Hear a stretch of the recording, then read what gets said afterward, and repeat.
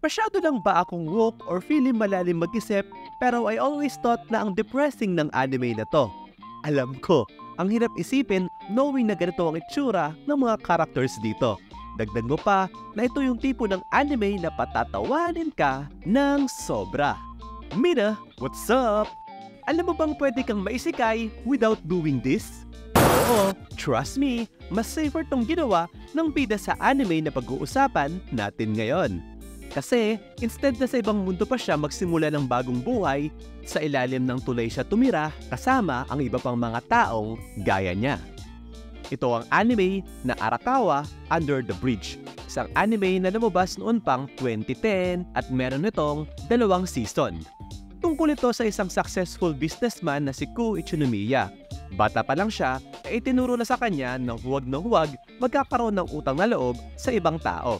Ngunit one unfortunate day na pagtripan si Ku ng mga bullying bata at hinubuan siya sabay isinabit sa isang bakal ang kanyang pantalon. So nung kukunin na niya ito, nahulog siya sa ilog sa ilalim ng tulay ng Arakawa. Luckily, sinigip siya ng isang babae sa pagkakalunod. Ang babaeng nagligtas ng buhay niya ay nagpakilalang si Nino. Isa siyang homeless na babaeng nakatira sa ilalim ng tulay ng Arakawa.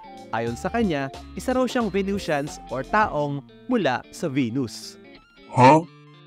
If nagtataka kayo kung ano ang origin ng pangalan niya, galing ito sa school tracksuit na suot niya na may nakasulat na Nino-san or Year 2, Class 3. Iyon ang pangalan na ibinigay sa kanya ng kanilang mayor sa ilalim ng tulay. Dito papasok ang isang napakalaking problema para kay Ku. Gaya ng sabi ko kanina, kabilin-bilinan ng tatay niya ay huwag na huwag siyang magkakaroon ng utang na loob sa ibang tao. Yet eto siya ngayon, utang ang buhay kay Nino. Upang maibalik ni Ku ang pabor kay Nino, tinanong niya kung ano ang gusto nito. Ngunit mukhang napasubo siya dahil ang hiling ni Nino sa kanya ay maging boyfriend at makasama niya. Which forced him na lumipat at tumira sa ilalim ng Arakawa Bridge. Ngunit wala siyang kalamalam na dito pala nagtitipon-tipon ng mga taong nireject ng society. Or should I say, mga uri ng taong tumakas sa realidad at pinili maging delulu or delusional. Nabanggit ko kanina, yung mayor sa ilalim ng tulay, diba? Well, ito siya. Isa siyang kapa. Huh? Isa raw siyang kapa. Anyway, dahil bagong salta si Ku sa ilalim ng tulay, nagkaroon siya ng welcoming party. Doon bininyagan siya sa bagong pangalan na Recruit or Riku for short. Hindi na importante kung sino siya noon. Ang mahalaga ngayon ay kung sino siya bilang si Riku. Napakarami pang mga unique characters kayong makikilala dito sa Arakawa Under the Bridge. Like itong 2 batang to na may suit na bakal na helmet. How about itong rockstar na may literal na star na headgear? Meron pang mukhang taga-mafia na nakasuot ng pangmadre at isang dating office worker na sa puting linya lang pwede umapak. If you noticed, I'm not using the word weirdos para i-describe sila. Well, dito na papasok yung reason kung bakit tingin ko ang depressing ng anime na to.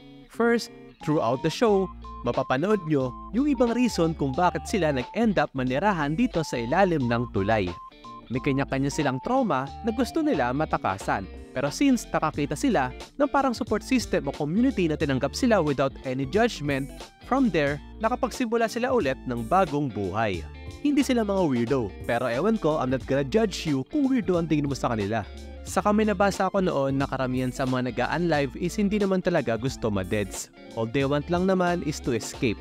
Gusto rin nilang tumakas. And lucky for them, nakita nila ang safe space nila sa ilalim ng tulay ng Arakawa. So that's it, Mina. Nag-enjoy ka ba sa video? If oo, give me a thumbs up. Comment nyo ka mga safe space nyo.